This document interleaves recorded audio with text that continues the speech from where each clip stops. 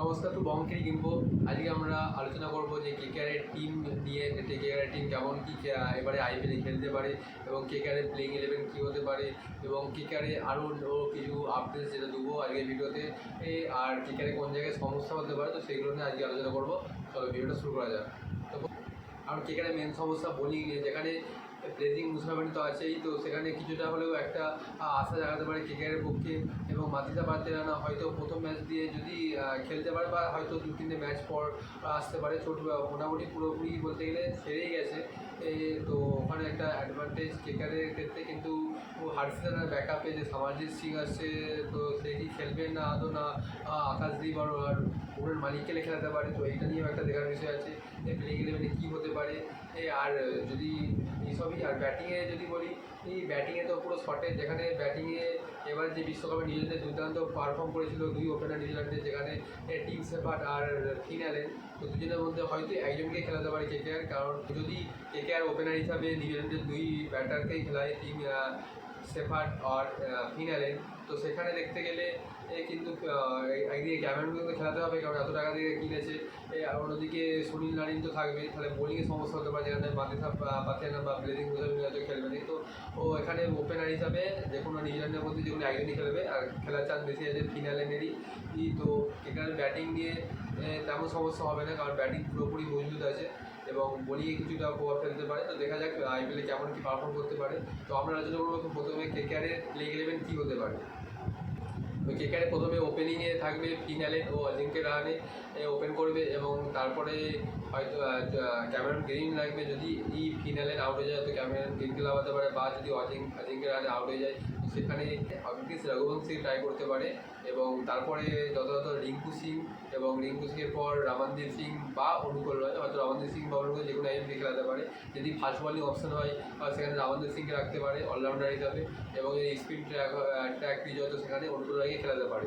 এবং তারপরে সুনীল নারিন তো আছেই, সুনীল নারিন এবং আকাশদীপ প্লাস আকাশদীপকে খেলাতে পারে, বা আকাশদীপের পরিবর্তে মালিককেও লাগাতে পারে। তো এই দুটোর মধ্যে হয়তো একজন খেলতে পারে। এবং তারপরে বরুণ চক্রবর্তী আছে, এবং তারপরে 11তে মাতিসা পাত্রেরানা যদি প্রথম কটা ম্যাচ না খেলে, তো সেখানে ব্লেজিং মুজারভেনি খেলবে এবং খেলাতে পারে। এবং লাস্টে ইম্প্যাক্ট প্লেয়ার হিসাবে ভয়াবা বারোরা 12 নম্বরে, তো সে খেলতে পারে। তো এই হচ্ছে প্লেইং 11 ছিল। এবং এবার কেকেআরের যে লাস্টে যে ম্যাচগুলো আছে, তো সেই বিষয়ে যদি কথা বলি, এই কেকেআর এবারে ফার্স্ট ফেজে যে শিডিউল হয়েছে, তো সেখানে 4টে ম্যাচ খেলবে, এবং 4টের মধ্যে 3টে হচ্ছে হোম গ্রাউন্ডে খেলবে, এবং প্রথম ম্যাচ যেটা আছে সেটা ওয়াংখেড়েতে খেলবে মুম্বাইয়ের সঙ্গে। এমনিতে মুম্বাইয়ের সঙ্গে কেকেআর রেকর্ড ভালো নয় খুবই একটা। তো সেখানে যেহেতু মুম্বাই একটা কেকেআর অ্যাডভান্টেজ কি, কেন মুম্বাই প্রথম ম্যাচে 2012 সালের পর থেকে হেরে আসছে, তো সেখানে একটা অ্যাডভান্টেজ যে কেকেআর হয়তো সেই অ্যাডভান্টেজ দিতে পারবে, প্রথম ম্যাচ হয়তো হারাতে পারে। কিন্তু কেকেআরের রেকর্ড মুম্বাইয়ের কাছে খুবই খারাপ। তো দেখা যাক সেখানে কী হবে সেইটা। যেটা কেকেআরের সঙ্গে এমআই খেলা হবে 29শে মার্চ, যেটা আইপিএলের সেকেন্ড ম্যাচ। এবং যদি কেকেআরের সঙ্গে এমআইয়ের আমি হেড টু হেড করি, তো টোটাল কেকেআরের সঙ্গে এমআই 35-35টা ম্যাচ খেলা হয়েছে, যেখানে 11টা জিতেছে কেকেআর আর বাকি 24টা জিতেছে এমআই। তো এখানে দেখতে পাচ্ছি এমআইয়ের পাল্লা অনেক ভারী আছে জিতার দিক থেকে। এবং জানি না কেন কেকেআর এমআইকে দেখলেই যেন হচ্ছে সব ফর্ম গায়েব হয়ে যায়, তেমন খেলতে পারে না। হয়তো আগের ম্যাচটা ভালো করেছে, কিন্তু এমআইয়ের কাছে এলেই সব আউট অফ ফর্ম এসে যায়। তো অন্যদিকে তো ফার্স্ট ম্যাচ গেল কেকেআর, তো সেকেন্ড ম্যাচের কথা যদি বলি, তো 2রা এপ্রিল এই কেকেআরের সঙ্গে এসআইডি যে ম্যাচ আছে, এটাও খুবই মারাত্মকভাবে হাই ভোল্টেজ ম্যাচ হবে, যেখানে রান 200+ উপর টার্গেট দুটো টিমই রাখবে, কারণ দুটো টিমের ব্যাটিং পুরোপুরি সলিড। তো এটা একটা ফায়ার হিটারের খেলা দেখতে পেতে পারি, যেটা আমাদের ইডেন গার্ডেন্সেই হবে। যদি কেকেআরের সঙ্গে এসআইডিজে হেড টু হেড বিচার করি, তো সেখানে টোটাল 30টা ম্যাচ হয়েছে কেকেআরের সঙ্গে এসআইডিজে, যেখানে কেকেআর জিতেছে 20টা এবং এসআইডি জিতেছে মাত্র 10টা। তো এখানে কেকেআর অনেকটা এগিয়ে আছে এসআইডিজের কাছে। আর 3 নম্বর ম্যাচটার কথা যদি বলি, 6 এপ্রিল যেটা হবে সেটা হচ্ছে কেকেআরের সঙ্গে পাঞ্জাবে, সেটাও হবে ওয়াংখেড়ে, সেটা হচ্ছে কেকেআর ইডেন গার্ডেন্সেই হবে, হোম গ্রাউন্ডে। এবং যদি কেকেআরের সঙ্গে পাঞ্জাবে টোটাল হেড টু হেড হয়, তাহলে টোটাল 35টা ম্যাচ খেলা হয়েছে, যেখানে কেকেআর জিতেছে মাত্র 21টা এবং পাঞ্জাব জিতেছে 13টা। তো এখানেও কেকেআর পাঞ্জাবের থেকে এগিয়ে আছে বিচারে। এবং এবং লাস্টে যে ম্যাচ 4 নম্বর ম্যাচটা 9 এপ্রিল কেকেআর সঙ্গে এলএসজির হবে, যেখানে হেড টু হেডে কেকেআর মাত্র 2টো জিতেছে 6টার মধ্যে এবং বাকি যে 4টে জিতেছে এলএসজি জিতেছে।